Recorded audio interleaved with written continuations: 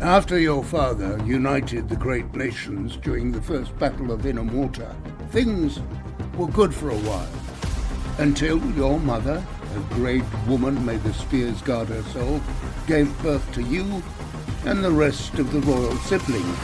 We as generals knew it wouldn't be long.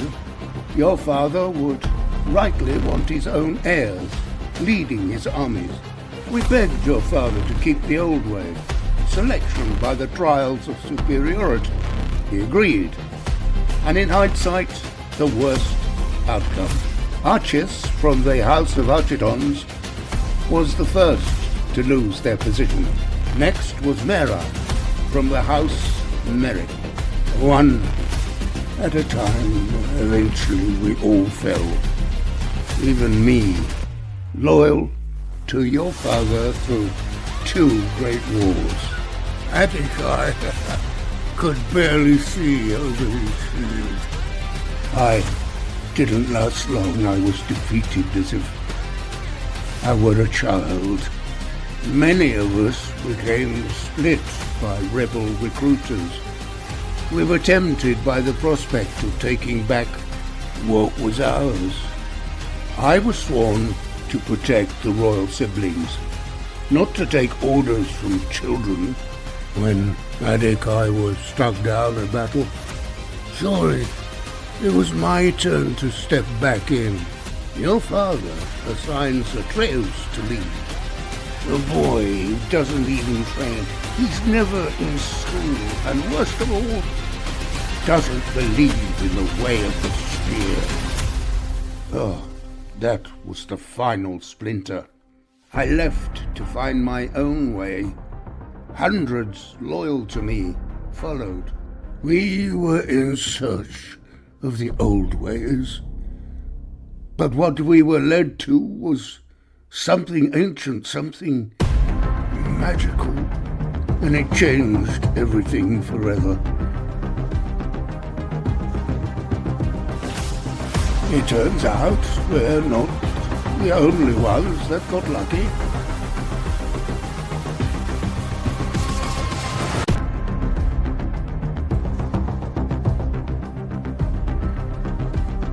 You look ridiculous in that. Zillerol sent me. I figure he'd send a spy. I'd say I'm disappointed it's you. But I'm not surprised. Father, listen. Zilleros was right. We interrogated the scout. He's not one of ours.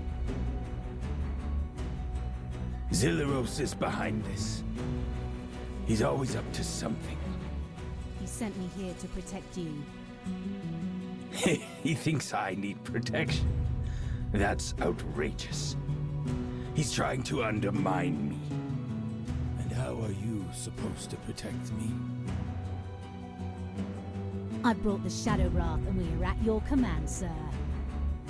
Very well. I will accept them. But you will head back to Castle Iris immediately. The battlefield is no place for a girl. It's bad enough I've got Kaiju and Thera running around playing hero. Now I've got to worry about you too?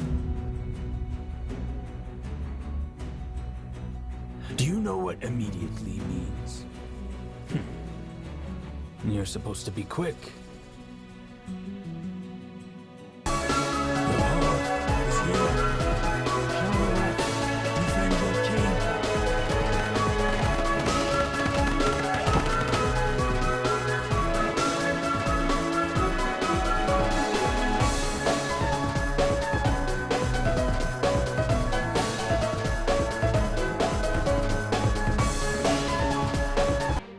The king was not killed, which means they want a bargain. This is no time. I know my brother.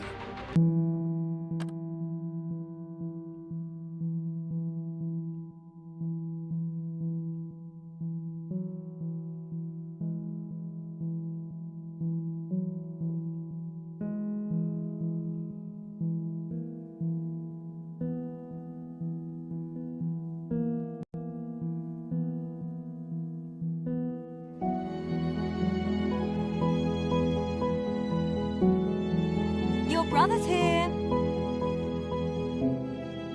He says it's important. What's he got you doing now?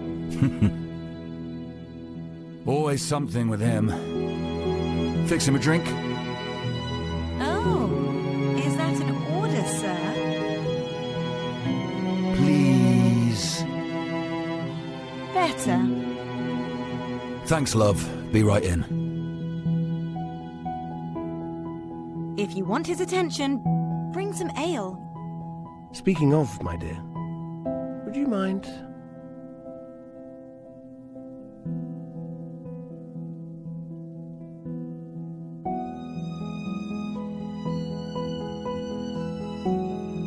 Wow.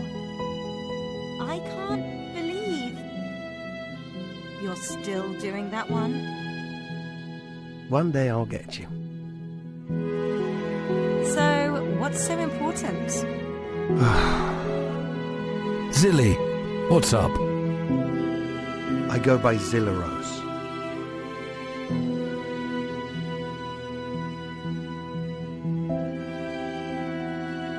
I'm ahead to the market. See you, Zilla Rose. Don't be a stranger.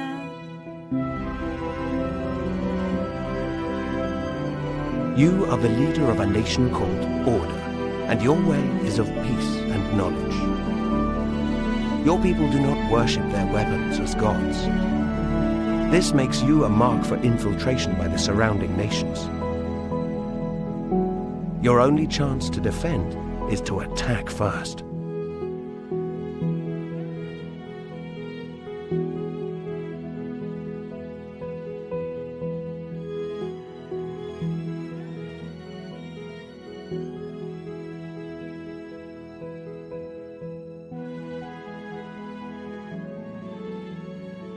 The story I'm about to tell is not of heaven or of hell.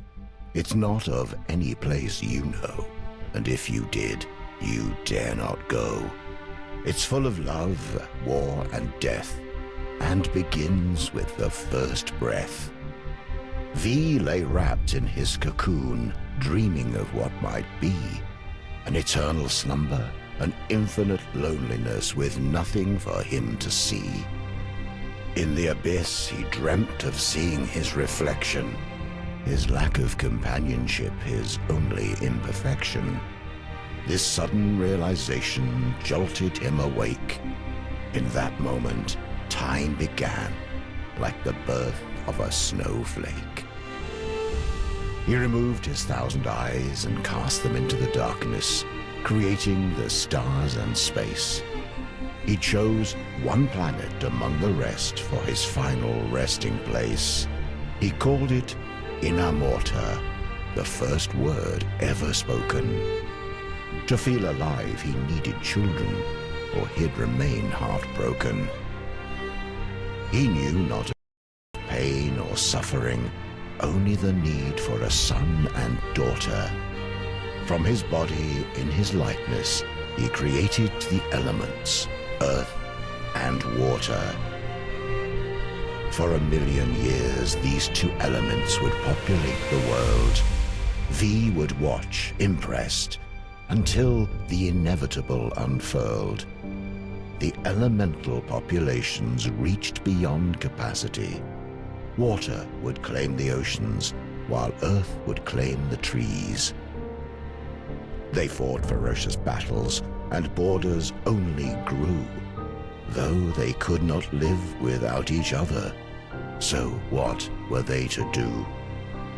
V became angry at what they had become, a perfect world of harmony. And look what they had done. He created a third element, fire, from his own 2 hands, punishment for anything disobeying his commands. But his newest creation was spawned from hate and spite, and evil was born into Inamorta on that night. V could not control the elementals in those early days. Fire took over land and sea and set the world ablaze. Afraid making a 4th element would only make things worse, he had no choice and created air, as fire was a curse. This time, V's thoughts were benevolent and pure. The air elementals were loyal and thought to be the cure. They enforced the laws of V and fought for a world of peace. But fire only worshipped themselves and would not be policed. Fire used the elements to make their powers grow. They witnessed the creation of air and tried to create something of their own. They wanted to be gods like V, but their only magic was hate. Creating the Chaos Empire was their only fate. This new empire could live and die and truly had a soul. Their love of life and fear of death made them too powerful to control. The air elementals could not stop them at their border and prayed that V would bring freedom, justice, and order. The hate of fire burned so hot that nothing would survive. V had a choice: destroy it all or make himself alive. One final act before he'd come down and strip himself of godly power. He'd create the Order Empire with a single magic flower.